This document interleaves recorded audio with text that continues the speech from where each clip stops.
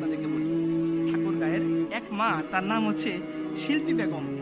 এই মা তার নিজের বাড়ি ভাড়া এবং মুদির দেনা মেটাতে না পারে তার সন্তানকে 30,000 টাকায় বিক্রি করেছে।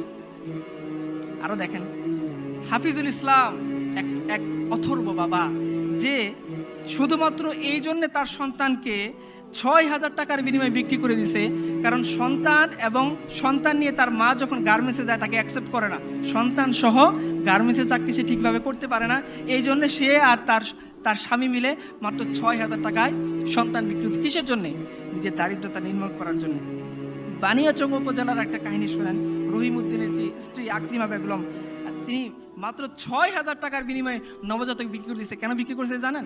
এই তার গরিব স্বামী তাকে নিয়ে বানিয়াচং হাসপাতালে ভর্তি করাইছে।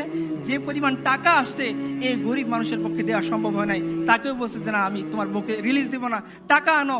এই গরিব মানুষ যাবে কোথায়? হয়তো সে যায় আমাদের ইসলামিক খিলাফত হলে উমরের কাছে যায় বলতে পারতো, হে উমর, তুমি বসে আছো তখ্তের মধ্যে, আমি বসে আছি হসপিটালে, আমার টাকা দাও, আমি গিয়ে আমার ওয়াইফকে ছাড়িয়ে আনবো। তার তো এরকম সৌভাগ্য হয় নাই, কারণ সে জানে সে যদি রাষ্ট্রপতির সিরিয়াল দেয় কখনো রাষ্ট্রপতির দেখার তালিকায় তার নাম আসবে না। সে জানে সে যদি প্রধানমন্ত্রী সিরিয়াল দিতে যায় আজীবন পড়ে যাবে, তার ওয়াইফের দেহ মরে হাড্ডিসার হয়ে যাবে, কোনোদিন প্রধানমন্ত্রী মিট করার তালিকায় তার নাম আসবে না। সে জানে সে যদি ডিসির কাছেও দেখা করতে যায় তার স্ত্রী ওইখানে কাতরাতে কাতরাতে মরে যাবে, কিন্তু তাকে দেখার জন্য কোনো ডিসি, কোনো এসপি, কোনো মেম্বার তার ওইখানে যাবে না। সে বাধ্য হয়ে তার ওয়াইফকে ছাড়িয়ে আনার জন্য হাসপাতাল থেকে নিজের নবজাতককে 6,000 টাকায় বিক্রি করছে।